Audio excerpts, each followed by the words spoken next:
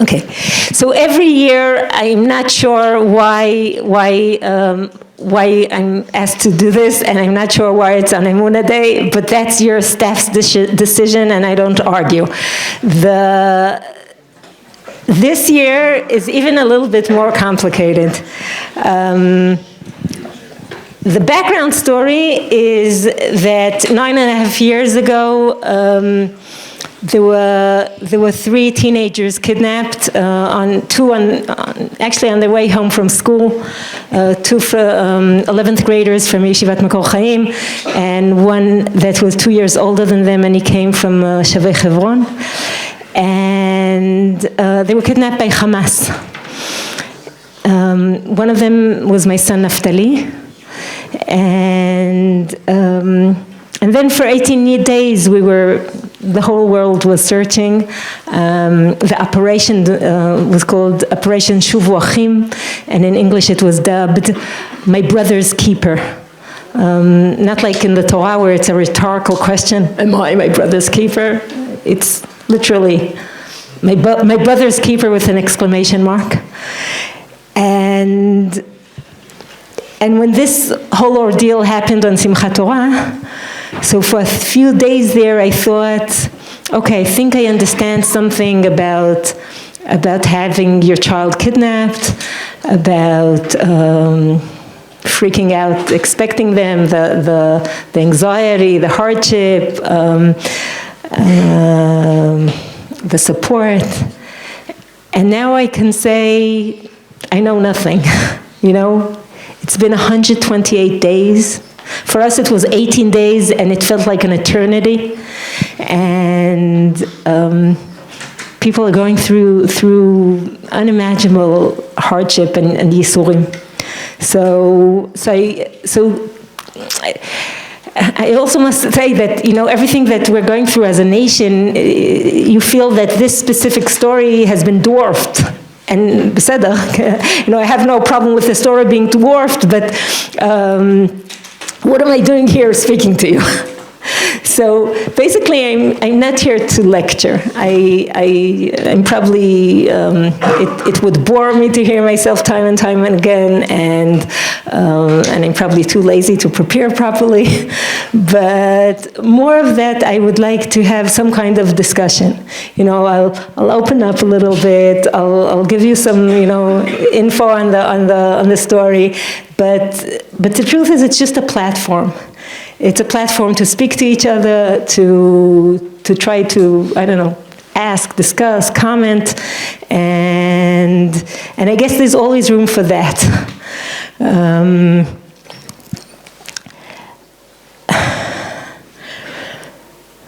I'm debating what to say, so I'll stop here and I'll tell you what my plan is, okay? There's like a 7-minute video that I'll show you. It was made for the shloshim of the boys. Actually, it took 18 days of search to find them. We found out, unfortunately, that they were murdered by Hamas, and then the next day we had the zchut to bring them to Kever Israel, and they're buried together in Modi'in. And then 30 shloshim is 30 days from the burial, so it was like a while into this ordeal, and we were in the middle of Operation Protective Edge, the operation that was set out to destroy the tunnels that were under the border with Gaza. Since at the time, these two operations were connected. There was one narrative to them. The pressure on the population to find the boys somehow erupted an early outset of whatever they were planning with the tunnels, and over 30 terror tunnels were found, not the same type that are now destroyed in Gaza, but these were going under the border and all the way to the kibbutzim that we now know very well. So at the time we were told Operation Protective Edge destroyed 30 somewhat tunnels, and we were saved from maybe a mega terror event. And when we imagined the mega terror event, we said, I don't know, maybe chas v'chalila they would reach a kindergarten, maybe a dozen children would be killed. So since then, we learned that you can cross the border without tunnels, and that a mega terror event could be mega. But there's more to be said about that. I'll start out with this video, okay? And then, maybe I'll say a few more words, but it will be up to you. If you want to say something, to share something, to ask something, it will be like a ping pong thing. So let's see if this works.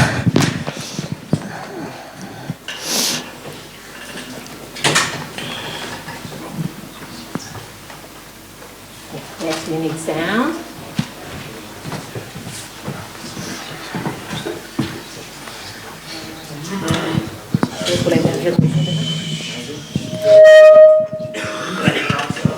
There you go.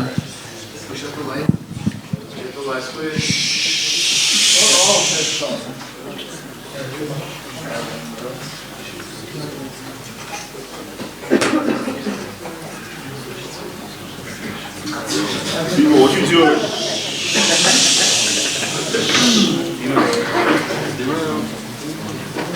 Das ist so beautiful.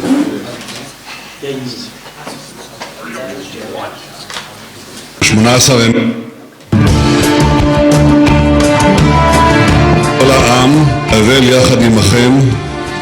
ב-18 הימים האחרונים נחקקו בליבנו, בלב העם כולו, דמויותיהם של אייל, גלעד ונפתלי. היום הזה הפך באופן ספונטני ליום אבל לאומי.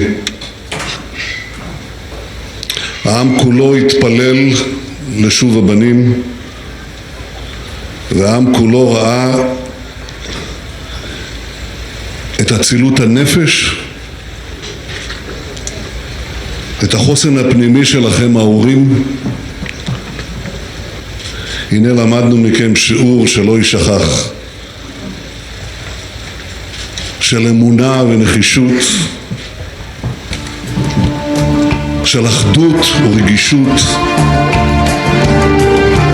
של יהדות ואנושיות. עם שלם עמד יחד וקיבל תזכורת מי אנחנו, מדוע אנחנו כאן. ולא פחות מזה, אלו כוחות גדולים וצורים בנו. אס אחי, אנוכי מבקש, הגידנו לי, איפה הם גלונים. אס אחי, אנוכי מבקש, הגידנו לי, איפה הם גלונים. אס אחי, אנוכי מבקש, אס אחי, אנוכי מבקש, אס אחי, אנוכי מבקש, הגידנו לי, איפה הם רואים. אני, כמו הרבה אזרחים אחרים, מרגיש שהם ילדים שלנו, לא רק שלכם. הגידנו לי, איפה הם רואים,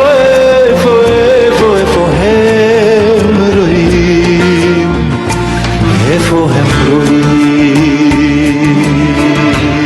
יש כאן עם שלם איתנו שמחכה לך, עם שלם שמחבק, מתפלל, מייחל לשובך הביתה בשלום. אס אחי, אנוכי מבקש, הגידנו לי, איפה הם רואים.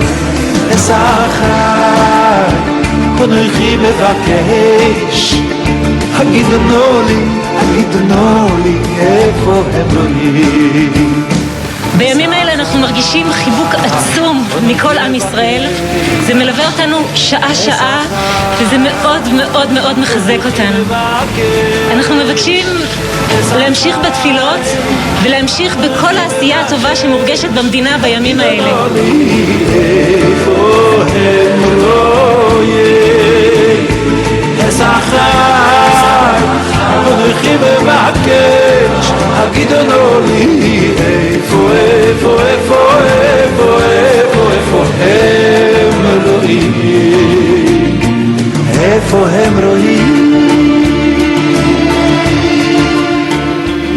שלי, בזכות הנתינה שלך ללא גבול ואהבת הזולת שלך ללא סייג, עם ישראל מחזיר לך אהבה.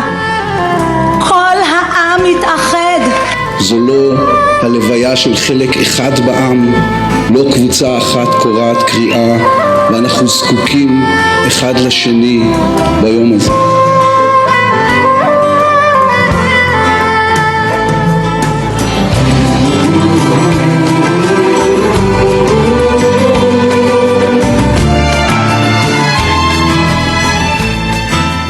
זה כמה ימים שיש ישראל אחרת, מאוחדת, מלוכדת, מתפללת, לוחמת. עם ישראל כולו מאחורינו, צאו להתקפה, התקפה סוף.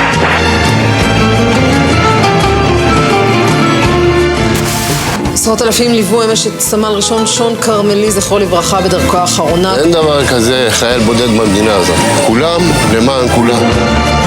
בטח את הגאווה, גאווה. מתוך החושך הגדול, להמשיך את החיים, להמשיך את האמונה ואת השמחה.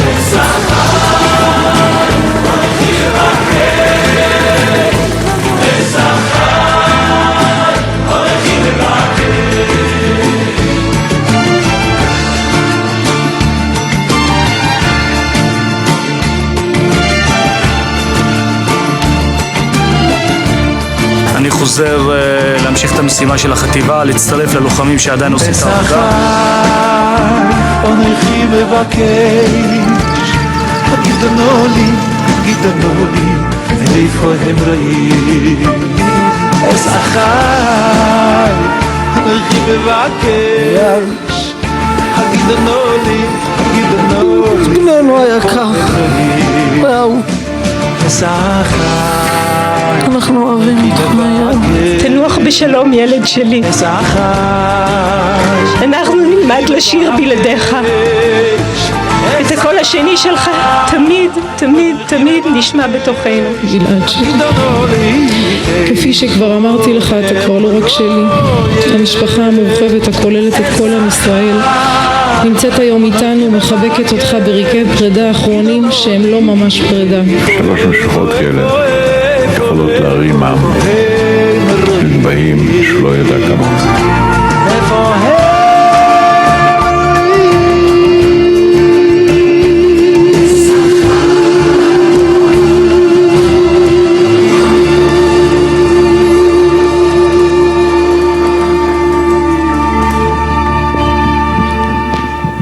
טוב.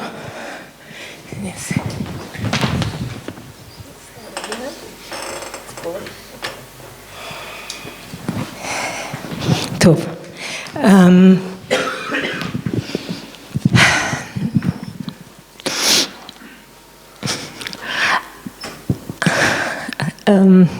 I feel like everything's different this year, and nothing ever really repeats itself, but even the way I usually start the conversation seems a little bit irrelevant. So I'll say this. It often happens to me that I go somewhere in the Jewish community in Israel, and people say, look, you don't know me, but I know you. And they want to say something about, because they recognize them. And my most sincere response is, but I do know you. You were with me in the worst time of my life. And I'm saying this because the ability to be with people, and today there's so many people to be with, okay? They're families of hostages, they're families of the fallen, they're families of wounded, they're the wounded. There are families whose father, sometimes mother, has been away for months now, fighting and in the different borders and all the tension that comes with it. It even goes to the extent where sometimes you find a kindergarten teacher that says, okay, so kids, let's draw something for the soldiers in Eretz Israel, or, let's send letters to the families of the hostages. And in her mind, the teacher or the kindergarten teacher thinks, look, the families don't really care about it, but it's good, it's educational for the kids to do something about it. And I want to tell you from the receiving side of such things, it makes all the difference in the world when you're not alone in your nightmare. And these gestures and the caring and making sure that people know that you're davening for them, and making sure that, if you divided the names of the families making sure they know and they feel that they're not alone, for us, it kept our sanity. Okay, this notion that we're part of an extended family, that there's so many people that are caring and aware and going through this with us. So I just feel I need to tell you this. Okay, sometimes you think, what are these gestures worth? And I want to tell you, they're worth a ton. They're worth so much. Okay. It's truly all the difference in the world. If you're alone and forgotten and miserable, or in your yisurim, in your hardship, there's a nation holding you up. So this is what I wanted to start with today. But as far as I'm concerned, feel free to bring up anything, okay? I know you're sensitive souls. I'm a big girl. I'll protect myself. So don't spare me anything. Just if there's something you want, a thought, a question, something you would want to start speaking about, so just raise your hand. Yes, thank you. I'm always nervous. Nobody's going to say anything. Can you start? Yeah. At any point, did you lose faith in Hashem through all that happened? If so, I forgot it's Emunah Day. Did I stop you in the middle of the sentence? How did you get that back?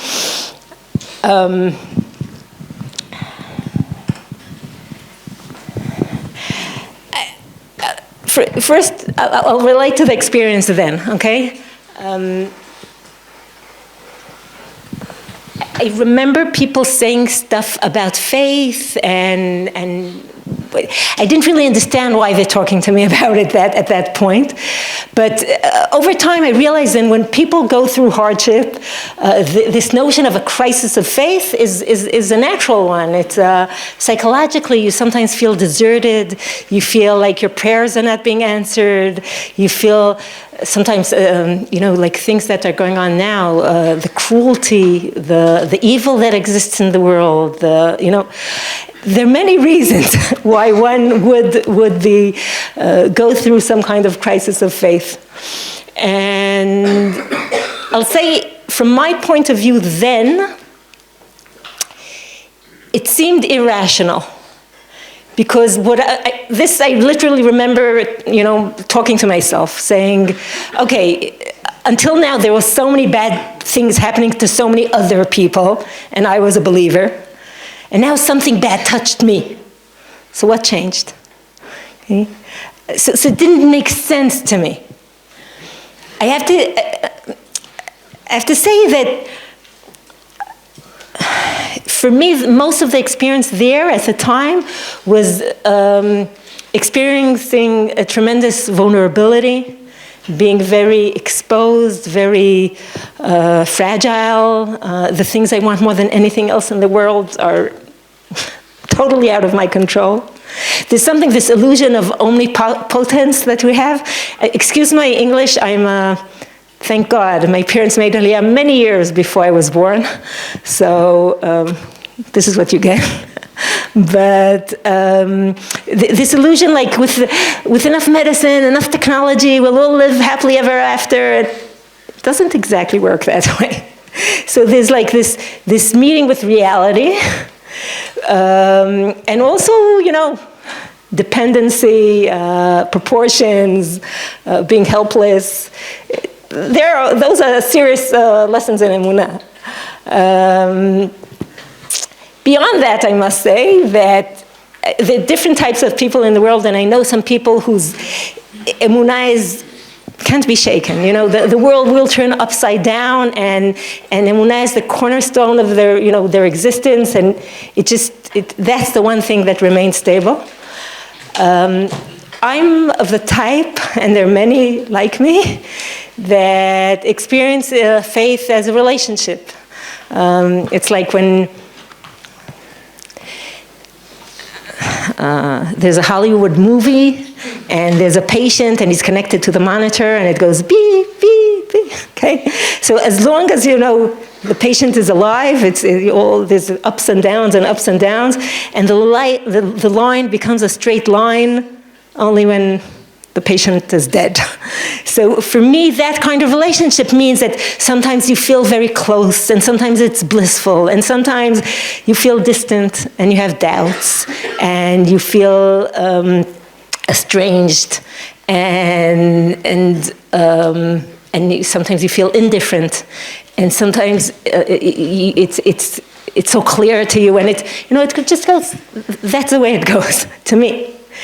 And the one thing I learned over the years is that in the more distant places that are not so, you know, it's not such a great feeling for me to feel like I'm losing my religion. I don't panic anymore, because my experience has showed me that, in a way, HaKadosh Baruch Hu is waiting for me around the corner. Okay? So to me, the fact, you know, when you go through things, I take them seriously, you know, what's going on here, and to think honestly about stuff. But the mere fact that people go through fluctuations in their relationship to HaKadosh Baruch Hu, it just seems human to me. Because that's a relationship, that's how it works, at least in my mind. For other people, it might work differently. Yeah. First of all, thank you for coming. Tada. How did it change your relationship with your rest of your kids and literally like everyone else? How did this change it? It's a good question. I'm not sure I'm capable of answering it. At the time, there was a BBC program that was, you know, maybe a year later. They spent hours and hours and hours with us, and grilled us with different questions and whatever. And then in the end of a long day, the reporter turns to my husband and he says, "So, you know, you've gone through this ordeal together.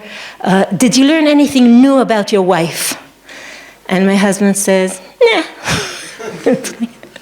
No, it's true, because, you know, we went through something together, but this is the person I've been living with for quite a few years. So you're not reborn when you go through. And some of the settles, I imagine, are subtle. Some of the, for me, life became much more intensive. Like personally, I've been doing the same things I was doing before. I was blessed for many, many years as being part of the world of Talmud Torah for women here in Matan. Rabbanit Malki Bina, Mishpachat Bina, started this place, and it's a tremendous place of Torah. And I was lucky enough to be part of this. So I continue doing the same things, but much, much, much more intensively because of exposure, because of the sense of things have to be done, because sometimes, you know, just like I turn to other people to find help and answers and whatever, so people turn to me and people turn to them. You know, it's like, so there are reasons why it became more intensive. Regarding the other children, I guess that's a way of asking, did I become anxious? Because so the truth is not. I'm probably too stupid to really, you know, I'm supposed to become more anxious, but reality is there's so many dangers out there. You can't live a good, happy, healthy life if you're constantly aware of them, okay? And when you're a parent, it becomes much, you know, like this notion becomes very exaggerated. So, no, we just, you know, I think we just try to let them live a normal life. And also, I feel very safe in Eretz Yisrael, and it's weird to say this in the middle of a war, but, and I don't know what your, I don't know, probable neighbors of or communities think of you staying here in a war zone during the war. But I remember once I was in Johannesburg, and someone was introducing me to the young kids, and he wanted them to know something about Eretz Yisrael, so he was talking about how dangerous it is here, and terror and stuff, and I was like, are you kidding? You know, I don't know if you know how Jews live in Johannesburg. It's like behind barbed wires, and my 4-year-old child walks on his own 2 blocks to his kindergarten alone. Okay, so you know you can be here, and yes, it is a war zone, and feel very, very, very safe, and you could be elsewhere. In a country that sends the state to Hague, whatever, a whole different story. Yeah. How did you feel about like the Israeli government's response? Like, would you want them to do more? Were you happy with how they fought back?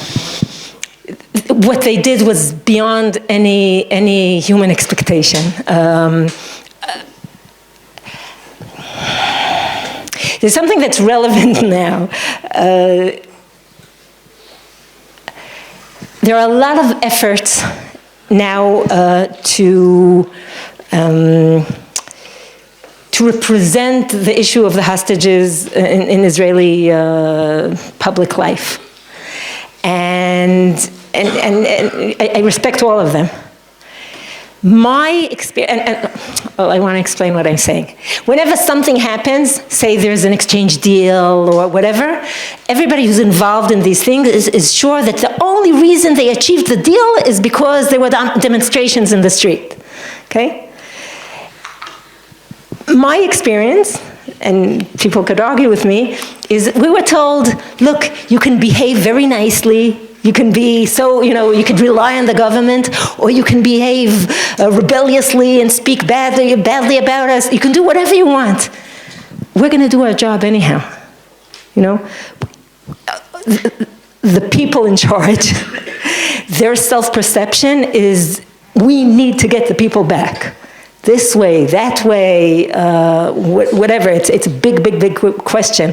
But I don't believe that the campaigns and whatever, that's what brings them to do. The government is there. There's nothing they want more than to get the hostages back.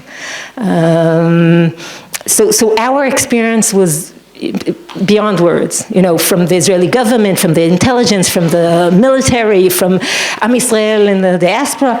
I understand that it was a very exceptional case, that, you know, it doesn't mean that every time it's exactly that way. But, yeah, that was my experience. Yeah. And you? What gave us comfort?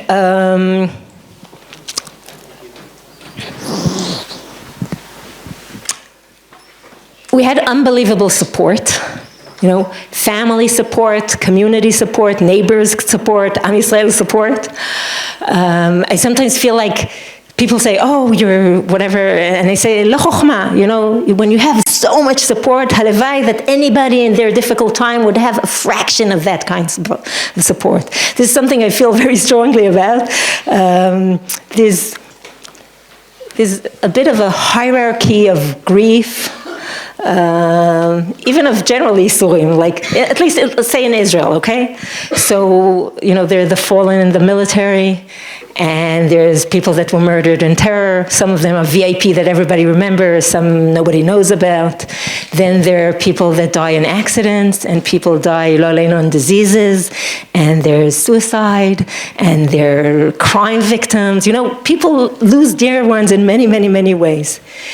And the hole in the family, and the pain, and, you know, the feeling of what was lost, it's the same for everybody.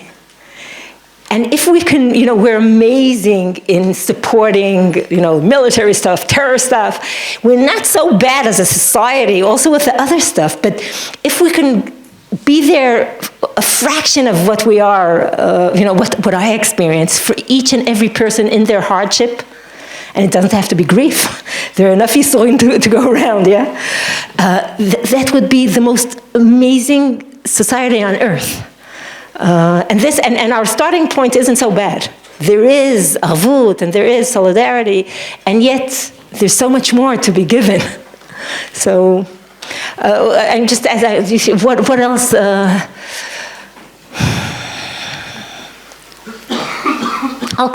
When things come to me, I'll answer more. Yes.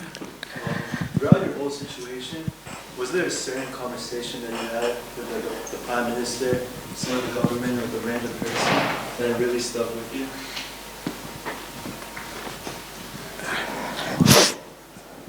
Was there a conversation? I feel some of the gifts I was given by people are sometimes a verse, a pasuk, or a metaphor, or a different way of looking at something.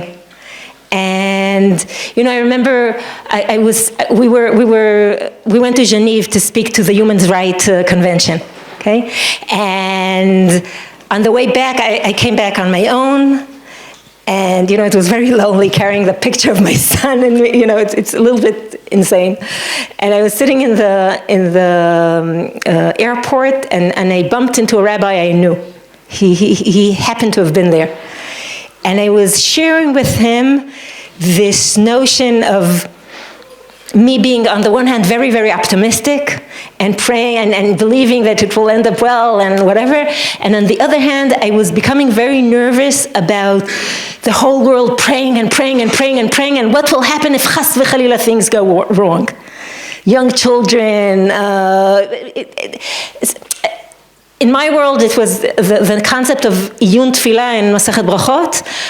Iyun tefillah could mean intention, kavanah b'tefillah. That's a positive thing. But it could also mean when you daven with this sense of you could force HaKadosh Baruch Hu to listen to you. Millions of Jews are davening. It can't not be answered, right? It's like, bending HaKadosh Baruch Hu's metaphorical hand.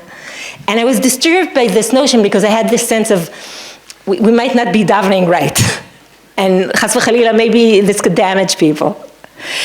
And I met this guy and I was sharing, he asked, how are you? And I was sharing what I was thinking about. And he said, Tov lehodot laHashem. Lehodot laHashem ze tov. Okay? In other words, it's not what you get from it. It's not the manipulation on reality. It's not achieving necessarily, being in contact, okay? Being in prayer, that for itself, the connection, ze tov, okay? And that was like 3 words, but it gave me, okay, here's something I can tell myself, okay? And many other things like that, like metaphors of visions of how to look at something, and it was such a small thing, and yet it helped me. And I can say that, in general, okay, this notion of wanting to help people, say, I don't know, Baruch Hashem, you're young, and I imagine, I hope, that you weren't in many shivas, or many grieving homes. But this notion of wanting to help, if I could only say something, if there was something that I can say that would solve things, help things. And I feel like often people say things just because of the need to talk, where sometimes it's better to be silent. So the idea is to be with someone, to give them the feeling you're not alone. I'm here. I'm here if you start, being angry. I'm here if you start talking apikorsut. You start saying, your world is for. I'll still be here. I'm here for you if you want me. If you don't, I'm here. Okay. And if you have an idea that you think could come in useful. So it makes all the difference in the world if you're shoving it in someone's face, like, oh, olam haba, whatever. Rav Soloveitchik calls it the metaphysics of evil, all the explanations we have, okay? There's one thing if you're the know-it-all and you have answers, or if you say, look, there's this idea, for me it worked. Maybe you want to try it on, like a piece of clothing. So there's something about the delicacy of the way you talk to people. Yeah, Ken? Yeah.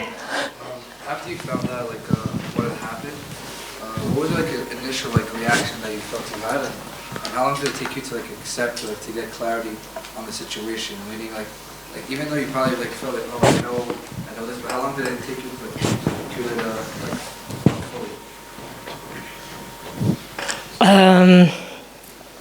That point in time is a memory that's physically painful, so I don't often go back there.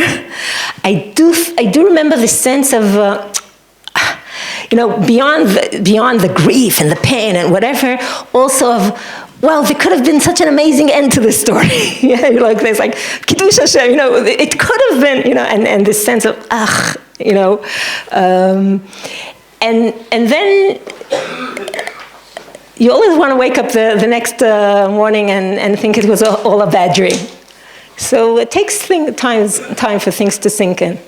But I think even, they're always like here now with the hostages, okay? There are names and faces that you're more connected to. One of the names and faces I was connected to was Yotam Chaim, and he ended up being one of the 3 that was mistakenly killed after 70 days. And I don't know him, I don't know his family, but I was praying for him. And for days, I couldn't grasp that it happened.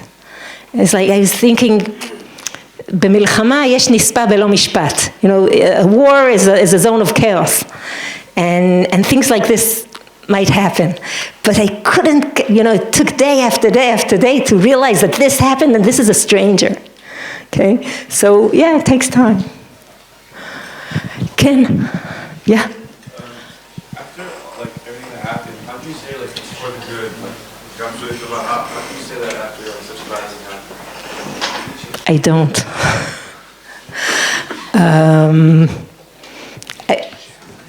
I might not be righteous enough, okay? But again, I mentioned Rav Soloveitchik, okay? So in Kol Dodi Dofek, he says these things very, very bluntly. Yahadut doesn't look at evil and say, oh, ze be'etzem tov, okay? There is evil and there is suffering, and the bigger plan is not available to us. I absolutely believe there must be. But things I experience as the bad stuff, I don't say, oh, be'etzem ze letova. The demand, I'm not sure I live up to it, but the demand is eventually that good things will grow from it. Okay, the Rav there says it is a criminal. It's a crime to waste yisurim, to waste hardship, okay, to waste suffering. Okay, on the spiritual level, something must happen at some point. But it takes time, and it doesn't mean that the bad stuff was actually good. To us, it's experienced as terrible. And yet, on the other hand, they can say, okay, so what's the difference in the eyes of eternity? What's the difference between 60 years and 16 years? Okay, but to me, it's bad. Ken. Or something a bit closer, a bit different since what happened?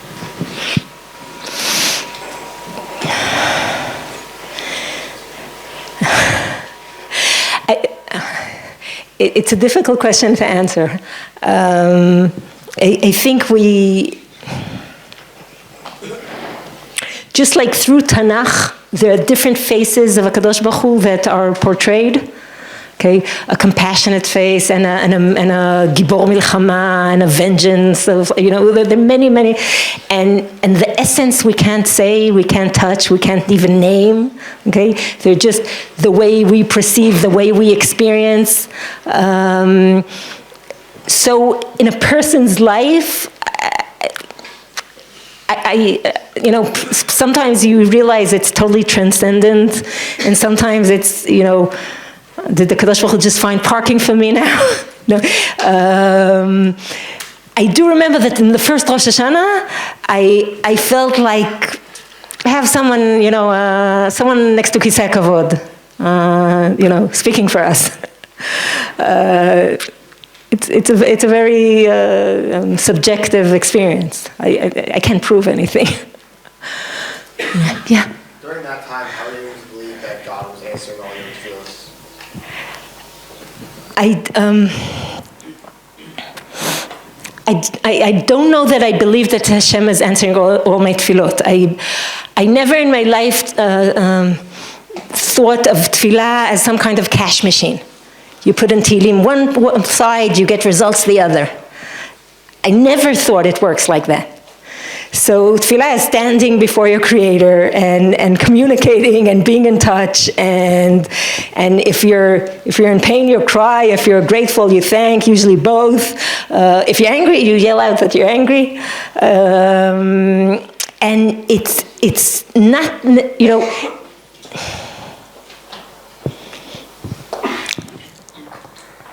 Okay, I'll take this in two different directions, okay? One is,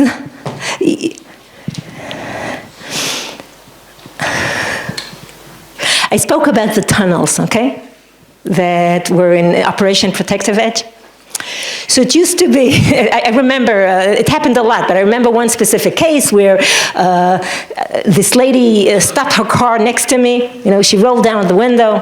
Nobody does this anymore, but she rolled down the window and she says, "Geveret, הילדים שלכם צדיקים, בזכותם גילו את המנהרות." Okay, so lady, your children were righteous. Okay, we discovered the terror tunnels because of them. Okay, there was a connection. Okay, not a direct connection, but. And I stood there and I remember a few thoughts. One was, I didn't feel invaded because we went through something together. You know, it was her story almost like it was my story. The second was, what do you mean righteous? He was a 16-year-old kid. He had fights with his sister, you know, tzaddik, bemet, you know. And the third was on a theological level, I would never say such a thing like, this happened because of that. You know, these people who say, oh, this, I don't know, earthquake or this war, it all happened because of. Okay? I'll never say this. I believe HaKadosh Baruch Hu runs the show, but I'll never presume to understand, you know, to take a ruler and draw the lines. Okay? So I felt weird about her saying it. Now, I'm actually afraid to say this. I'll say it anyhow, okay? People at the time used to say, where did all our prayers go? And I had this intuition that spiritual energy doesn't go wasted. But I don't know, you know, in a way, according to the Mishnah, it's tfilat shav because they were dead already. Okay, we didn't know that. Today, I can't help but saying, for a second there, saying, who knows? Maybe, you know, that mega terror event was supposed to happen then, and now we got 9.5 years of life before this horrendous thing happened. So I think that thought, and immediately I crush it, because I never presumed to say how things work here, okay? But to say that it's not somewhere toying in the back of my mind, who knows? I don't know, and that is also a possibility, okay? Maybe those prayers made a change. I don't know, okay? So that's one side of it. Another side is, you're saying about the Kadosh Baruch Hu answering your prayers. And I want to say something a little bit more general.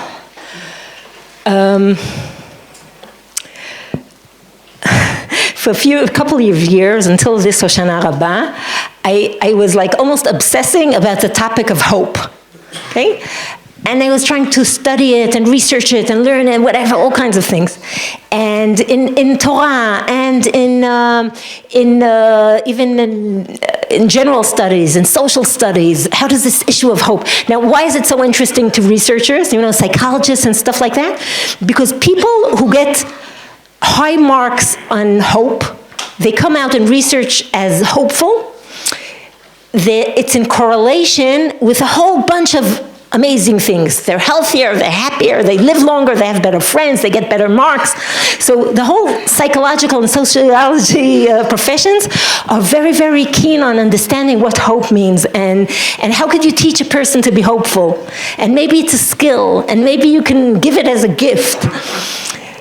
And eventually one of the things that they say is, you've had a long day, huh? I feel bad for you. Okay, please. It's okay. I just spoke to some people that were totally jet lagged. They literally fell asleep when I spoke. So, you had a few months to get rid of your jet lag, right? So the two elements, when they research hope, there are two things that they come up with. One is you're supposed to be able to have this vision of a better point, a better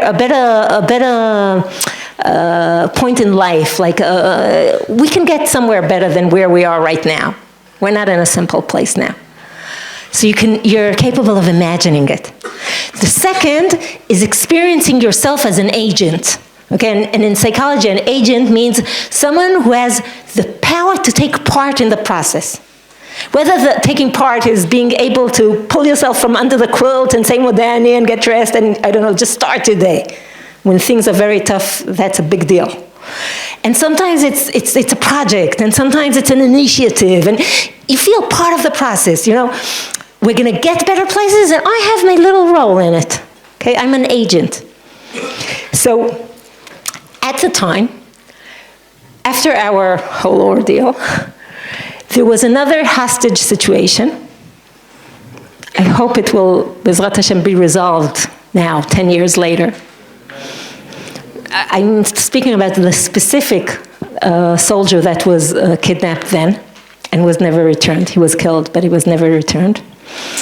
And he, since there were so many similarities, kidnapping, Hamas, etc., so our friends around us started saying, no, are you going to visit this family? Because we just went through it and maybe we have stuff to share. And I said, God forbid, I'll walk into their home. They know how our story ended. I'll walk in, it will be like Malach HaMavet walks in. Somebody should come into their home with an optimistic story. And my friend turned to me and she said, in my eyes, you are an optimistic story. And it was very difficult for me to hear. But as time went by, I understood she's right. In the two elements of hope, of optimism, whatever, I could envision us in a better place. It was very, very hard at the time, very painful, okay? But I could imagine the better place. And I experienced myself and our family as agents, as people that could take part in that process. So I ended up answering myself, you know what? Optimistic is not about getting exactly what you asked for, okay? A story could be hopeful and optimistic and good on the long run, even if you didn't get all your prayers answered. So when I go back to your question, how did you accept Hashem answering or not answering your prayers? First of all, it doesn't work for me. Okay, he makes his own decisions. But beyond that, the notion if something is an optimistic story doesn't depend on me getting everything I wanted. Okay? So, okay. First of all, thank you so much for coming. Toda for having me. I just want to ask you, other than Emunah, is there like a specific midah that you were exposed to from other people that you recognize us as to work on? Well,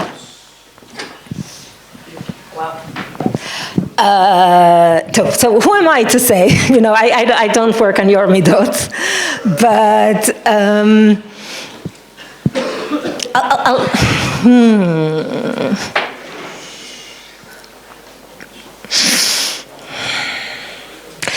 I'll tell you what works for me. There's a bunch of things that come to my mind.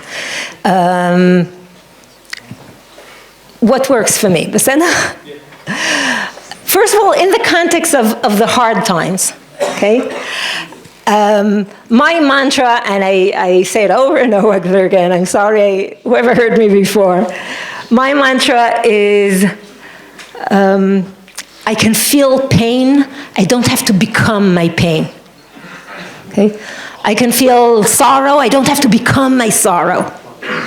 By the way, it works with pressure, it works with anxiety. I can feel anxious, I don't have to become my anxiety, okay? In my inner landscape, there's so much more. Different experiences, different shades, different colors of dreams, disappointments, you know, there's a whole array of things. And it's like, I don't know, if you take a metaphor of photography, you can take whatever your pain is, and you can zoom in, and it will fill up your frame. Easy, okay? But you can take the picture of your life with a wide lens, and it will be right there in the middle. It's not running away, you're not forgetting him, you're not betraying him, okay? And yet there's so much more. So much blessing, so much good, so much, you know. So this notion of not letting one thing, or even if it's a very painful thing, define you, and trying to widen your lens to the full experience, I just find it the most useful tool, okay? Now, in that, I think if I would have to speak in the language of midot, the midah I identify is hakarat hatov, you know, practicing gratitude, in the sense that you count your blessings, but there's so much that you could take for granted. There's so much that we take for granted on a daily basis. And having a real, you know, like, okay, so we have Modeh Ani in the morning, and we have Modim in every Tfilat Amidah, whatever. But if you stop for a second to meditate on that, okay, it's the most, you know, it's a very, very, very effective tool. And somebody reminded me as I walked down, so I'll say what I said there again. Part of this, being grateful,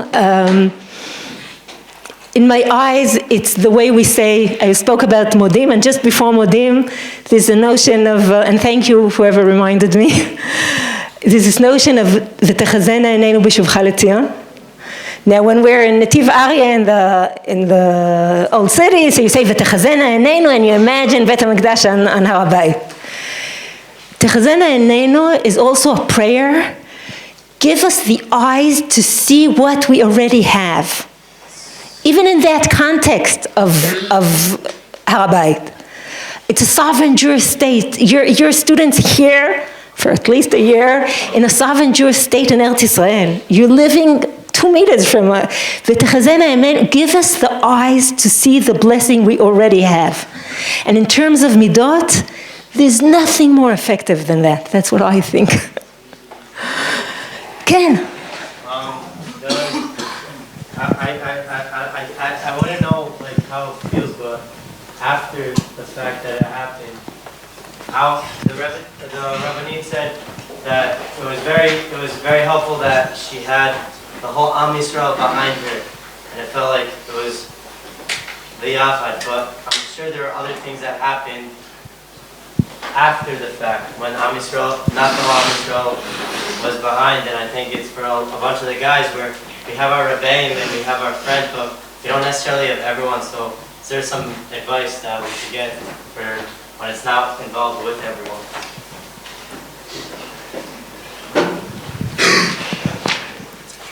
I think everyone is amazing, But we don't live in the arena of everyone, okay? Even if, I don't know, if I don't, but theoretically, if I would be on all the social networks and I would have millions of followers, I know, if I were Ben Shapiro, okay? So just because I see him twice a week, okay, it doesn't mean that he sees me, okay? I'm not a real person to him. So from us at the time, the prayers and the support of all of Am Yisrael was tremendous. But a person's real life is with his family, is with his friends, is with the parents he manages to speak to every night. That's real life. And cultivating that is the greatest thing. So you know, I can speak of Klal Am Yisrael because somehow I was in such an experience, and I can encourage you to be that for other people, okay? But in our real everyday life, these support systems are unbelievable. You know, I'll say something beyond it. The crowd that fell asleep because they were jet lagged, okay? Just before they fell asleep, we were speaking about how women's groups of girlfriends, you know, even for your mothers, okay, are a tremendous treasure. You know, having a bunch of friends that are with you, that you invest in. And then we were saying, oh, and we feel bad for men that don't usually have such a strong circle of friends that they keep up with. And I want to tell you, some of the greatest gifts you can have from this year is the very nefesh benefesh, true friends you're going to take out of this year. And it takes investment to keep it up. Okay, it's so easy to grow apart and to lose the best of friends. But taking that as a treasure in life, real, true circles of people that are there for you, it's amazing. It's amazing.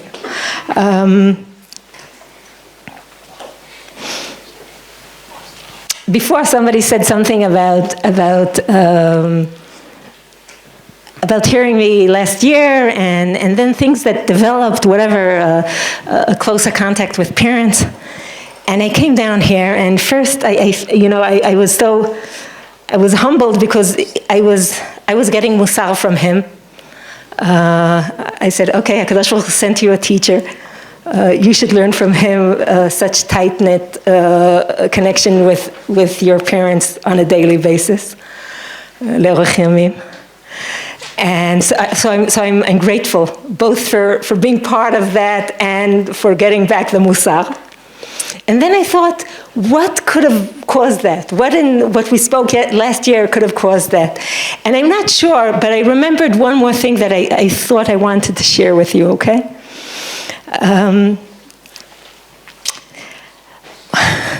Once, I was in this place where they spoke about the operation to return the boys, Shuvu Achim. And after we finished speaking, somebody comes over to me on the side and he says, you must tell me who's the father that spoke about Birkat Kohanim. And I said, Birkat Kohanim, oh, I know what you're talking about. So it turns out that in an interview, the fathers were asked, when do you miss your children most? Eyal, Gilad, and Naftali.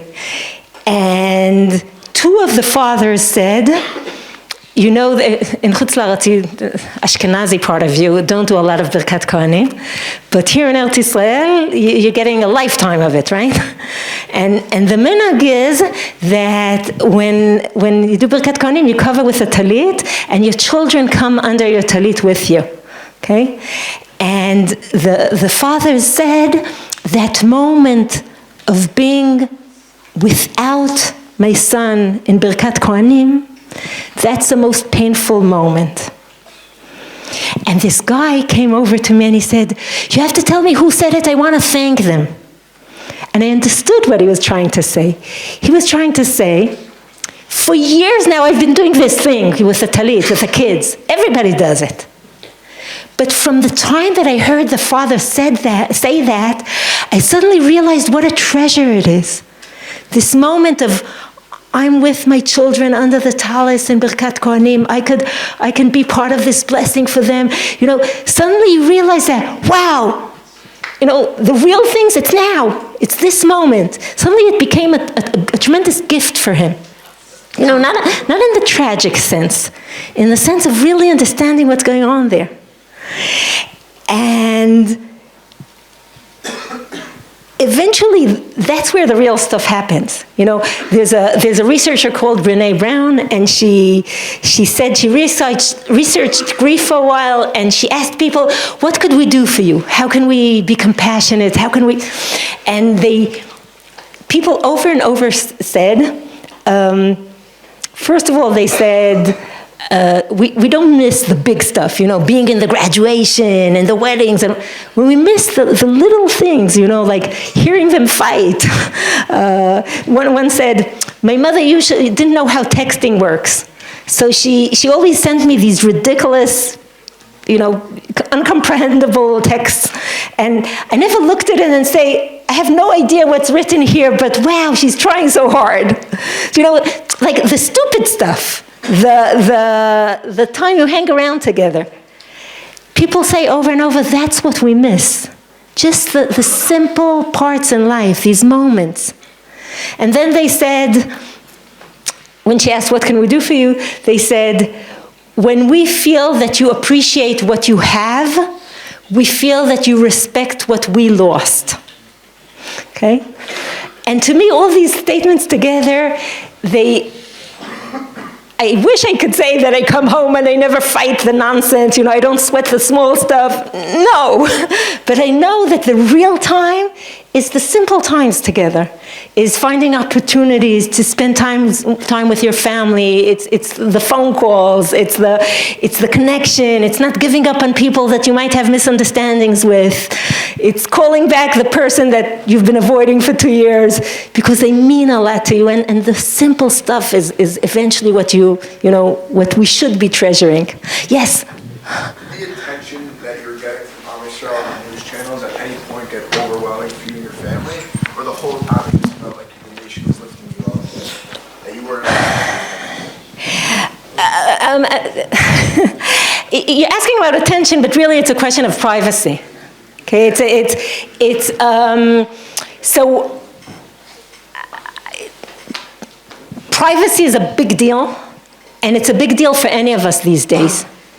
This isn't going to turn into a lecture about social networks, okay? But managing our own privacy you can't take it for granted anymore, okay? You have to know where you're at and be on top of things. And when you feel you're being pulled out of your comfort zone, you have to ask yourself, is this my mission or not? So you're saying I should finish. No. Are you saying, or are you not saying? Yes, you are saying. Okay, you're just pretending you're not saying. Listen. Okay. But you don't have to stand because of that. So what I'm saying seriously is, we were given so much, and we were in so much, it was such a difficult experience anyhow, so whatever. But you have to be on top of things. You have to decide what's right for you and what's not. I'm here, speaking on a microphone stage, whatever. Should you feel sorry for me? No, I chose to do this. I'll tell you in secret, I'm not doing this for Naftali, okay? You never knew Naftali, you wouldn't have met him, okay? There's something about who we were as a nation during that time that the memory of that compels me to bring it out, to say, look what we're capable of, especially in times like this, okay? There's a war going on, there's so much need, there's so much pain, there's so much solidarity to hold on to. So that's why I'm choosing to do this. But if tomorrow it's the wrong time, I have to be capable of saying no, okay?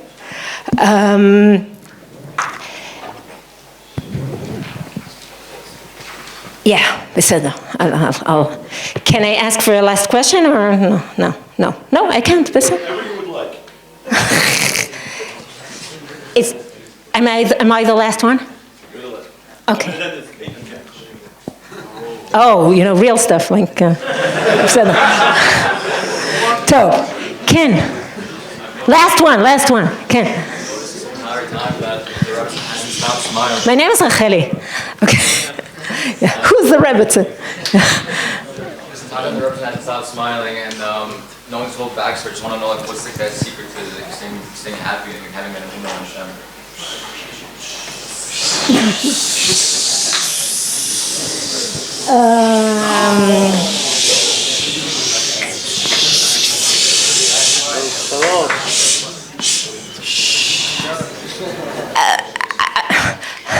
I once met someone that said, I get up, he has experienced something, and he said, I get up, I put a smile on my face for my children, for my grandchildren, I go to work, but you and I know it's just a mask. And I was like, it took me time to learn to appreciate his mask, because it gives him the power to do what he wants to do. I don't like masks. They don't stick well to my face. It doesn't work for me. So if I smile, it's because I have tons of things to smile about. Our life is, Baruch Hashem, filled with blessing, filled with blessing. It also has its hardship and its pain. But the larger picture, the wide lens, is bracha ad bli dai. On the personal, issues, on the national issue, again, the national issues, there's unbelievable pain going on. I'll tell you one thing, Beseder, I'm almost done. I was in Cyprus with a group of newly bereaved parents from this war, half were from the Nova Party, and half were soldiers from the beginning of the war. And they were there for a bit of, trying to soothe the neshama and whatever, trying to take a day off. And I was in shul.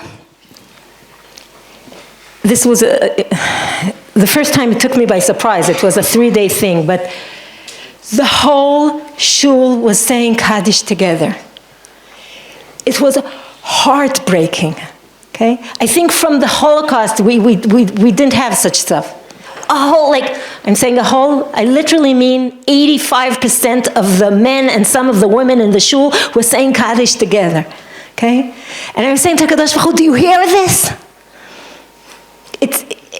So the amounts of pain here are undescribable. And yet, if I take 3 steps back and I use the wide lens on the national level, okay? We're a sovereign Jewish state. We have a strong sovereign army. We have tons of people that are, only waiting to do their share. There's kibbutz galuyot, there's tremendous blessings. And we have to deal with the pain. The pain isn't going away. We have to deal with it. But it's in this context that's much, much bigger than that. Okay? So there's so many things to smile about. And I'll say, besides that, slicha, I feel bad, 2 דקות.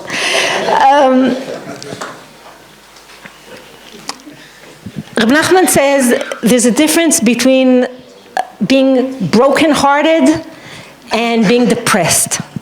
Okay? לב נשבר ועצבות אינו אותו עניין כלל. Okay? Being broken-hearted is allowing yourself to feel, allowing yourself to be connected, to have that crack where oxygen can go in. Maybe something will grow out of that. Okay? The depression, the tzvut, are the poisons of your life. It's the despair, it's the depression, it's the things that pull you down. Okay?